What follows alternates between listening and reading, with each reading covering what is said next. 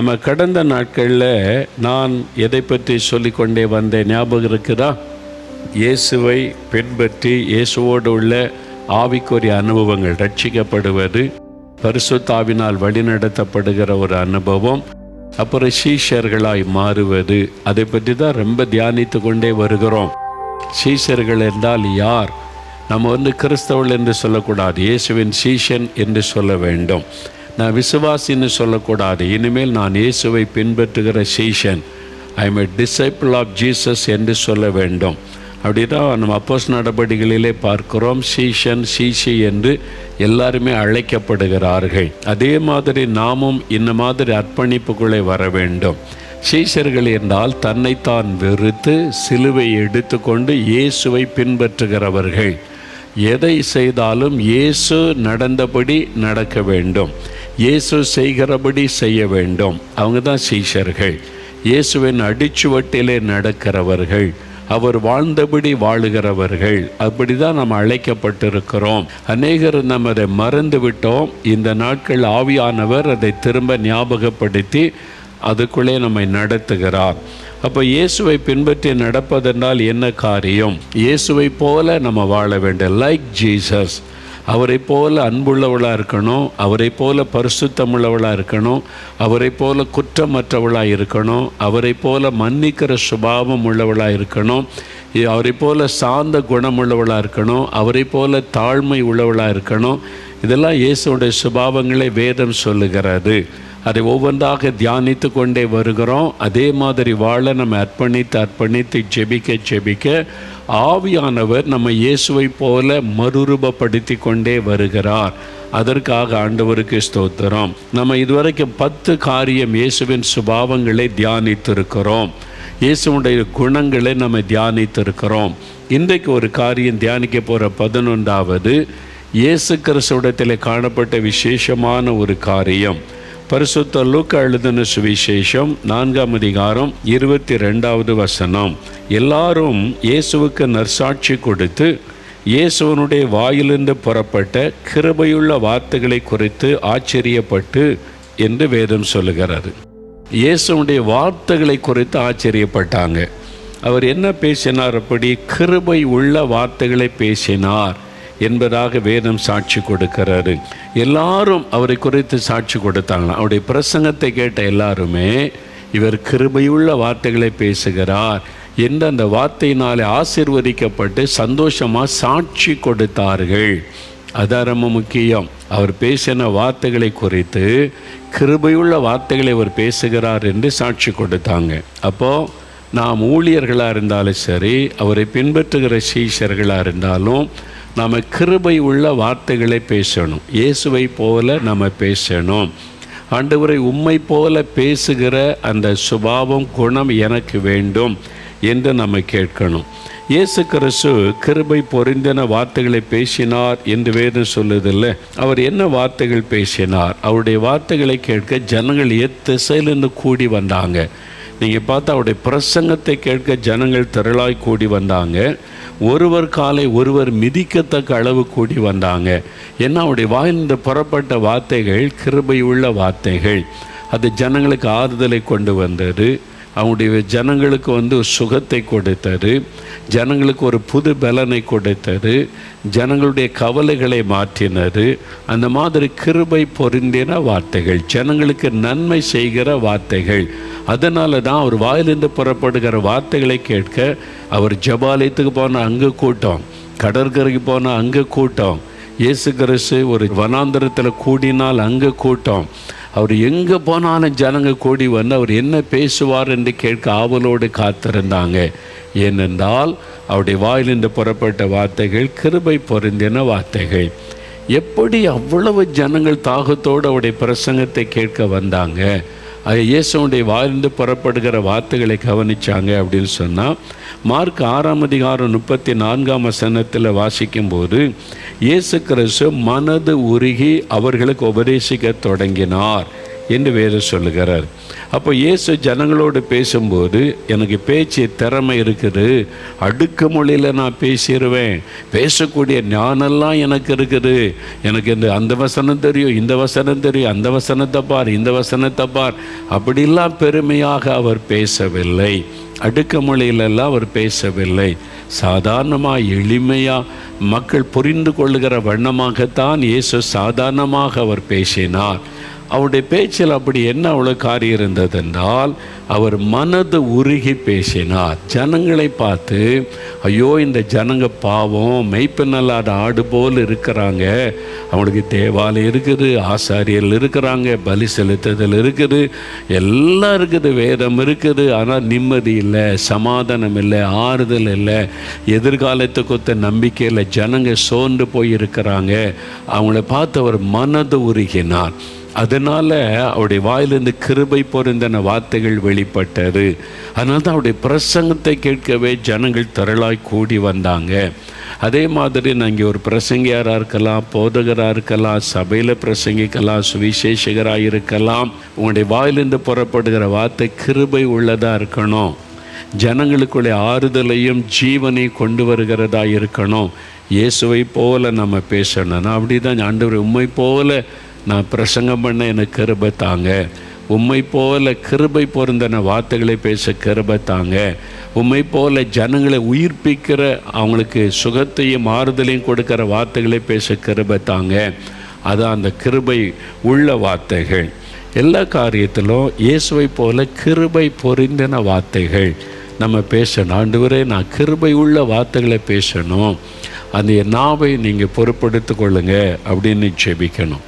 இதில் சில முக்கியமான காரியம் பைபிளில் இருக்குது, இதில் ரொம்ப கவனம் செலுத்தணும். நீங்கள் யாக்கோபு எழுதின நிருபம் 1ஆம் அதிகாரம் எடுங்க, பைபிளில் 26வது வசனம் பாருங்கள்.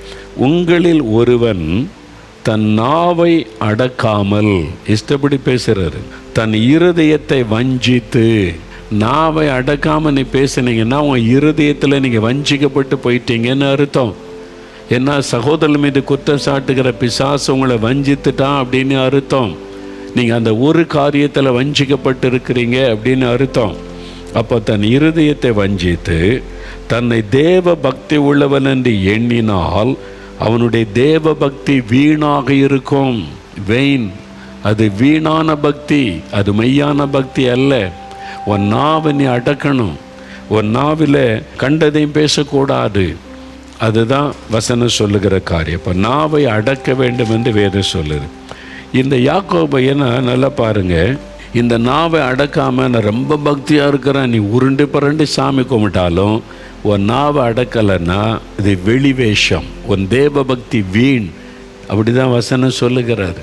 நீ எவ்வளோ பக்தி உள்ளவனாக காணப்பட்டால நாவில் நீ பேசுகிற வார்த்தை இருக்குது, மற்றவங்களை காயப்படுத்துகிற வார்த்தை, மற்றவர்களை குற்றப்படுத்துகிற வார்த்தை, மற்றவர்களை கேவலப்படுத்துகிற வார்த்தை, மற்றவர்களை அவமானப்படுத்துகிற வார்த்தை, அதை பேசி பேசி பேசி உன்னுடைய தேவ பக்தி வீண். அது வீணான தேவ பக்தின்னு வசனம் சொல்லுகிறார். நீ ரொம்ப பக்தி உள்ளன்னு நினச்சா நீ சும்மா ஏமாந்து போகாத, உன் வீணான பக்தி அப்படின்னு வசனம் சொல்லுகிறார்.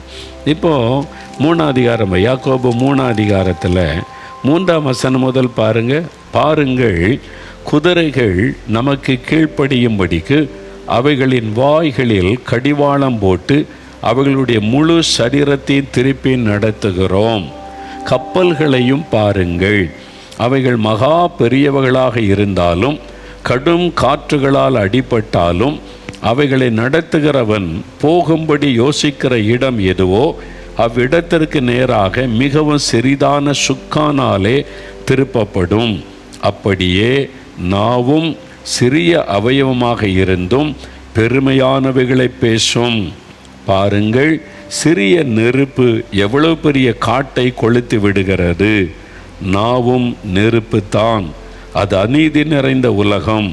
நம்முடைய அவயவங்களிலே நாவானது முழு சரீரத்தையும் கரைப்படுத்தி ஆயுள் சக்கரத்தை கொளுத்தி விடுகிறதாயும் நரக அக்னியினால் கொளுத்தப்படுகிறதாயும் இருக்கிறது. சகலவிதமான மிருகங்கள், பறவைகள், ஊரும் பிராணிகள், நீர்வாழும் ஜந்துக்கள் ஆகிய இவைகளின் சுபாவம் மனுஷ சுபாவத்தால் அடக்கப்பட்டதும் உண்டு. நாவை அடக்க ஒரு மனுஷனாலும் கூடாது. அது அடங்காத பொல்லாங்குள்ளதும் சாவுக்கேதுவான விஷம் நிறைந்ததுமாயிருக்கிறது. அதனாலே நாம் பிதாவாகிய தேவனை துதிக்கிறோம். தேவனுடைய சாயலின்படி உண்டாக்கப்பட்ட மனுஷரை அதனாலே சபிக்கிறோம். துதித்தலும் சபித்தலும் ஒரே வாயிலிருந்து புறப்படுகிறது. என் சகோதரரே, இப்படி இருக்கலாகாது. எவ்வளோ அருமையாக வசனம் பார்த்தீங்களா? குதிரை, அவ்வளோ பெரிய குதிரையை எதை வச்சு திருப்புறாங்க? இவ்வளோண்டு கடிவாளம் அதில் போட்டிருப்பாங்களா, அதை வச்சு திருப்பிடுவாங்க. பெரிய குதிரை, திடகாத்திரமான குதிரை, பெரிய கப்பல், பிரம்மாண்டமான கப்பல், 5000 பேர்லாம் பிரயாணப்படுற பெரிய கப்பல் இருக்கிறது. அவ்வளோ பெரிய கப்பலை எப்படி திருப்புறாங்கன்னா, ஒரு சின்ன சுக்கான் இவ்வளோ சைஸாக இருக்குது, அதை வச்சு கப்பல் அப்படியே திருப்பிடுறாங்க. அதே மாதிரி தான் நாவு சிறிய அவயவம். அது அவயவமாக இருந்தும் அது பெரிய நெருப்பை ஒரு சின்ன நெருப்பை ஒரு காட்டையை கொளுத்தி விடுற மாதிரி உங்கள் வாயிலிருந்து புறப்படுகிற ஒரு வார்த்தை உங்களுடைய வாழ்க்கையை கொளுத்தி அழிச்சிடும். அப்படி தான் வசனம் சொல்லுகிறார். ஒரு சின்ன நெருப்பு எப்படி ஒரு பெரிய காட்டை அழிக்குதோ, அதே மாதிரி உன்னுடைய சின்ன நாவிலிருந்து புறப்படுகிற ஒரு வார்த்தை உன் வாழ்க்கை சக்கரத்தை கொளுத்தி விட அழித்து விடும் என்றனால நாவை அடக்க ஒரு மனிதனாலும் கூடாது. நாவை அடக்கணும் அப்படின்னு வசனம் சொல்லுது. நாவை அடக்க ஒரு மனுஷனாலும் கூடாது அப்படின்னு சொல்லப்பட்டிருக்கு. அப்போ நம்மளால் அடக்க முடியாது. நம்முடைய நாவை அடக்குகிற ஒருவர் இருக்கிறார். அவர் கையில் நம்ம ஒப்பு கொடுக்கணும். ஆண்டவரே, என் நாவை அடக்கி ஆளுகை செய்யுங்க. என் நாவில் இப்படி பெருமையான வார்த்தை பேசக்கூடாது, அடுத்தவங்களை பற்றி பேசக்கூடாது, கிருபை பொருந்தின வார்த்தை வரணும், யாரையும் காயப்படுத்தும்படி நான் பேசிவிடக்கூடாது. என் நாவை நீங்கள் அடக்கணும்னு நாவை ஆண்டவருக்கு ஒப்பு கொடுக்கணும். உங்கள் நாவை ஒப்பு கொடுத்துட்டிங்கன்னா உங்கள் குடும்பத்துக்குள்ளே சமாதானம் வந்துவிடும். நிறைய குடும்ப சமாதானம் பாதிக்கப்படுவது கணவன் வாயிலிருந்து புறப்படுகிற ஒரு வார்த்தை, மனைவியினுடைய வாயிலிருந்து புறப்படுகிற ஒரு வார்த்தை நிறைய பேருடைய உள்ளத்தை உடைத்து காயப்படுத்தி விடும். அது வாழ்நாள் முழுவதும் அது வேதனை கொண்டு வந்துவிடும். கசப்பையும் வெறுப்பையும் உள்ளத்திலே விதைத்து விடும். அதனால தான் உங்களுடைய நாவை குறித்து ஜாக்கிரதையா இருங்கன்னு வேதம் எச்சரிக்கிறது. நாவை ஆண்டவருக்கு ஒப்பு கொடுக்க வேண்டும். நாவை ஆவியானவர் ஆளுகை செய்ய இடம் கொடுக்கணும்.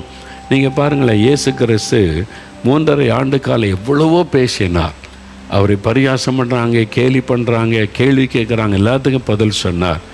எந்த இடத்துலையாவது நான் அவசரப்பட்டு பேசிட்டேன், ஐம் சாரி, இந்த வார்த்தை பேசியிருக்கூடாது, நீ மன்னிப்பு கேட்ட மாதிரி ஏதாவது இருக்கா பைபிளில்? கிடையாது. ஏன் தெரியுமா? பேச முன்னால் அவர் யோசித்தார், ஜெபம் பண்ணினார். நம்ம பேசிட்டு அப்புறம் உட்காந்து ஐயோ இப்படி பேசிட்டேன், இப்படி பேசியிருக்கக்கூடாது, அதனால் பாதிப்பை உண்டாக்கி விட்டு நம்ம யோசிப்போம்.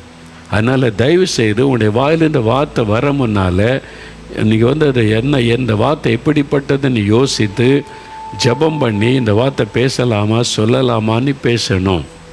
நாங்கள் மேடையிலேருந்து பேசுகிறதில்ல மத்தியில் இத்தனை 45 வருஷமாக பிரசங்க ஊழியம் செய்கிறேன். இன்றைக்கு மேடையில் ஏறும்போது கூட நான் முழங்கால் படிட்டு ஜெபித்த, ஆண்டவரே நாவை நீங்கள் பொறுப்பெடுங்க, உமக்கு சித்தமில்லாத எதையும் நான் பேசிடக்கூடாது, ஆண்டவர் மாம்சத்தில் எதையும் நான் பேசிடக்கூடாது, ஆவியானவர் என் நாவை பயன்படுத்தி பேசுங்க, ஒப்பு கொடுத்து ஜெபிச்சுட்டு தான் இன்றைக்கு நான் மேடையில் ஏறி பிரசங்கம் பண்ணுவது. மாம்சத்தில் மனுஷகத்தில் மாம்ச வைராக்கியத்தில் பேசினா பிரசங்கம் நல்லாயிருக்கும், வீரமாக தான் இருக்கும். ஆனால் அது பெரிய விளைவுகளை பாதிப்புகளை உண்டாக்கிவிடும். அதனால தான் ஆண்டவர்கிட்ட ஒப்பு கொடுத்து ஜெபிப்பார். ஏன்னா நம்ம பேசுகிறது நமக்கு கரெக்டாக தெரியும், அடுத்தவங்க பார்வையில் எப்படி இருக்குன்னு யோசிக்கணும். நான் தப்பாக ஒன்று சொல்லலேன்னு நினைப்போம், நமக்கு அது தப்பாக இல்லை, அதை எடுத்துக்கொள்ளுகிற அவங்களுக்கு அது தப்பாக தெரியும்.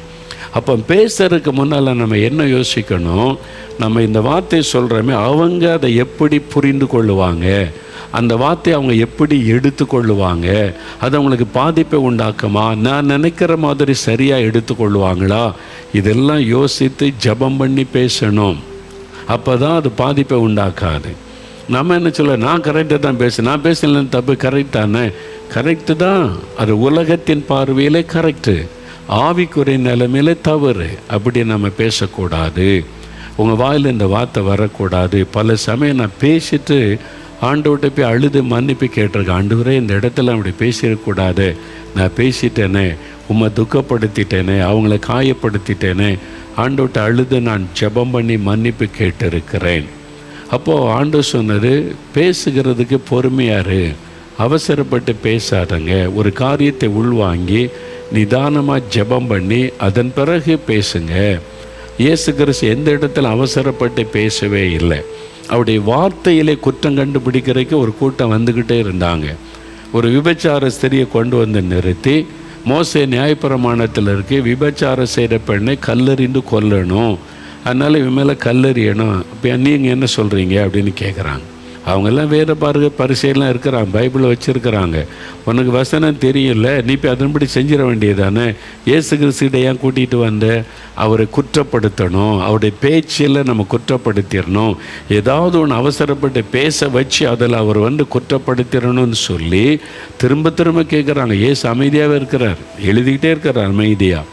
ஏன் அவர் அமைதியாக டக்குன்னு பதில் சொல்லியிருக்கிறான்ல, நீங்களாம் பாவம் செய்யலையா, யார்கிட்ட பாவம் இல்லை, ஓன்ட்ட இல்லையா, நீ யோக்கியனா அப்படின்லாம் பேசியிருந்தால் பயந்துருப்பாங்க. ஏசாவோட நிதானமாக எழுதிக்கிட்டே இருக்கிறார். ஆண்டவர் இவங்களுக்கு என்ன பதில் சொல்கிற மனசில் ஜெபம் பண்ணிக்கிட்டே இருந்திருப்பார். இவங்களுக்கு என்ன பதில் சொல்கிறது? பிதாகிட்டேருந்து செய்தியை வாங்கி ஆண்டவர் சொல்கிறாரு, உங்களில் பாவம் இல்லாதவன் முதலாவது, எவ்வளோ சிம்பிளாக சொல்கிறார், முதலாவது கல்லெறிய கடவன். யார்கிட்ட பாவம் இல்லையோ நீ முதல் கல்லெறின்னு அவர் பாடல் எழுதிக்கிட்டே இருக்கிறார். அவ்வளோதான், ஒரே சிம்பிள் வார்த்தை. வேறு வாக்குவாதம் பண்ணலை, விதண்டாவாதம் பண்ணலை. நீ யோக்கியனா, நீ இவங்களை கூப்பிட்டு வந்திருக்கிற, உன் பாவம் எனக்கு தெரியாதா, நீ என்கிட்ட குற்றம் கண்டுபிடிக்க வந்திருக்க, ஒன்றும் அவர் பேசலை. அமைதியாக ஒரே சிம்பிளான ஒரு வார்த்தை. இப்படி நம்ம மாறணும், நம்ம ஒவ்வொருவரும் மாறணும். இயேசுவை பின்பற்றுகிற சீஷர்கள் பொறுமையாக இருக்க, அமைதியாக இருக்க, யார் என்ன பேசினாலும் பொறுமையாக கவனித்து பதில் சொல்லணுமா வேண்டாமா? பாருங்கள், நிறைய பேர் பேசிட்டு யூடியூப் பேசிட்டு நான் என்ன பதில் சொல்லுவேன்னு பார்க்குறாங்க, கேட்குறாங்க. ஆண்டவர்கிட்ட கேட்டால் நீ ஒன்றும் பேசாத, நான் உனக்கு கொடுத்த ஊழியத்தை அதுக்கே நேரம் போதில்லை. ஊழியம் செய்கிறதுக்கு, ஜெபிக்க, தியானிக்க, மக்களுக்கு செய்தி சொல்ல, இவன் பேசுகிறதுக்கு பதில் சொல்கிறதுக்கு நமக்கு எங்கே நேரம் இருக்குது? நம்ம என்ன சொல்கிறோமோ அதை வச்சு மறுபடியும் பிரச்சனை உண்டாக்கி யூடியூப்பில் லைக் வாங்கணும், காசு சம்பாதிக்கிறதுக்கு. அதுக்கு தான் உங்களுக்கு இல்லைன்னு சொல்லுங்கள் பார்ப்போம். அப்போ உங்களுக்கு காசு வருது, இயேசுடைய ஊழியத்துக்கு காசு வருது, அது எனக்கு இல்லை, ஊழியத்துக்கு ஒரு பைசா நான் எடுப்பதில்லை. நம்முடைய ஊழியத்தில் யூடியூப்பில் போகுதில்லை, அதுக்கு காசு வருது, டாலர்ஸ் வருது, அக்கௌண்ட் வச்சுருக்கிறோம், எல்லாம் ஊழியத்துக்கு. அவனுக்கு வருது, ஊழியத்துக்கு செலவு பண்ணுறான்னு கேளுங்க. அவன் சொந்தத்துக்கு அதை வச்சு சோக் பண்ணிக்கிட்டு அலைகிறான்.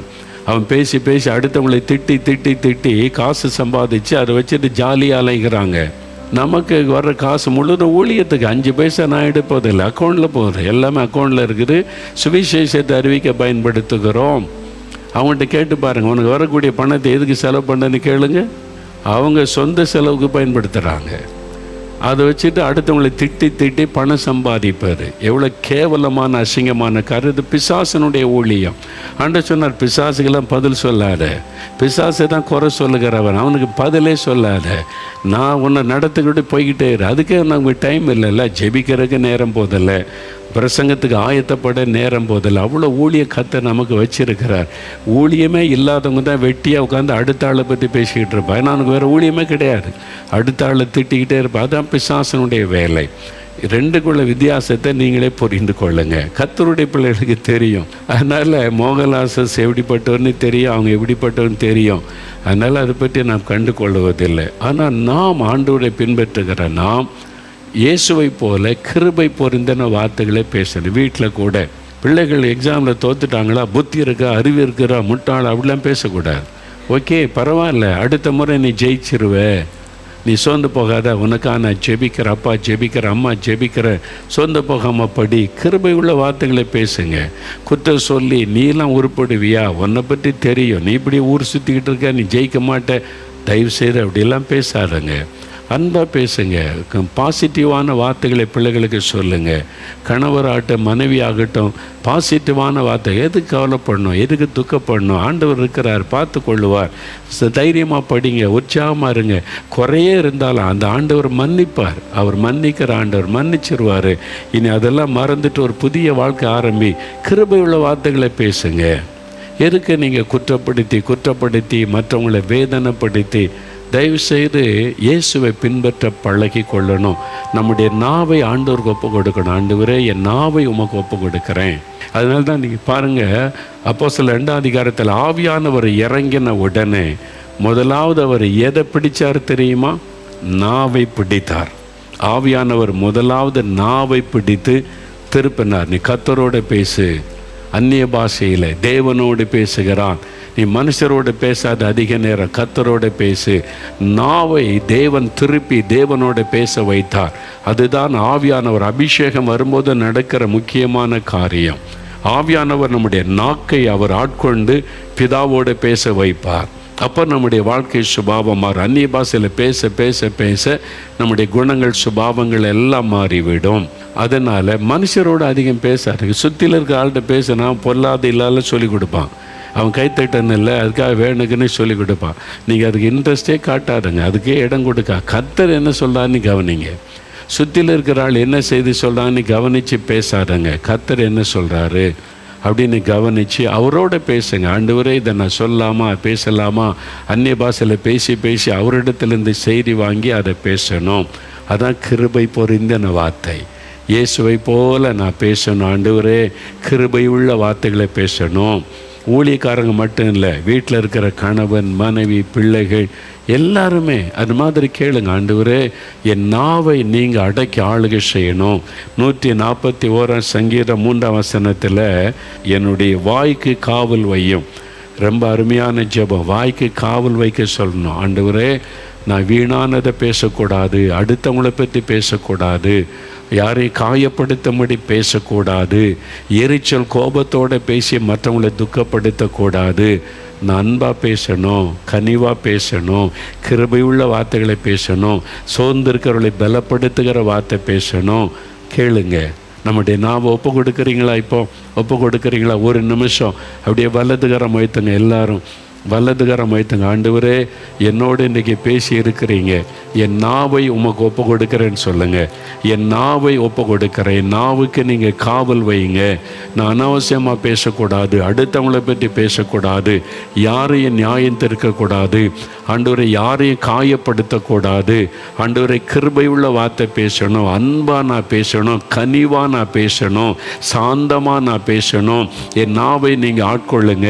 இயேசுவை போல என் நாவம் மாறட்டும். இயேசுவின் நாவை போல என் நாவம் மாறட்டும். யாரையும் காயப்படுத்தி குற்றப்படுத்துகிற வார்த்தைகளை பேசாதபடி கிருபை பொருந்தின வார்த்தைகளை பேச என் நாவுக்கு காவல் வையுங்க. என்னை ஒப்பு கொடுக்கிற ஆண்டவரை, ஒப்பு கொடுக்கிற இன்று முதல் நான் அமைதியாக இருப்பேன். இனி அதிகம் பேச மாட்டேன், அடுத்தவங்களை பற்றி பேச மாட்டேன். என் நாவுக்கு காவல் வச்சிருங்க.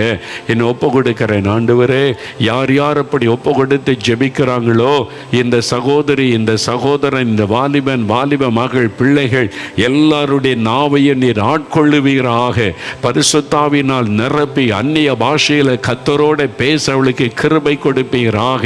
எங்களுடைய நாவை நீர் பொறுப்படுத்திக் கொள்ளும். உம்மை போல நாங்கள் கிருபை பொறிந்தன வார்த்தைகளை சாந்தமாய் அமைதலாய் பேச எங்களுக்கு கிருபை தாரும். இயேசு கிறிஸ்துவின் நாமத்தில் ஜெபிக்கிறோம் பிதாவே. ஆமேன், ஆமேன்.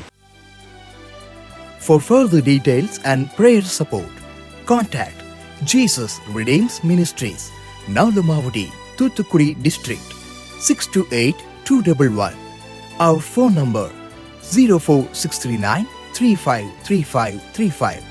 info@jesusredeems.org. Our website www.jesusredeems.com. God bless you.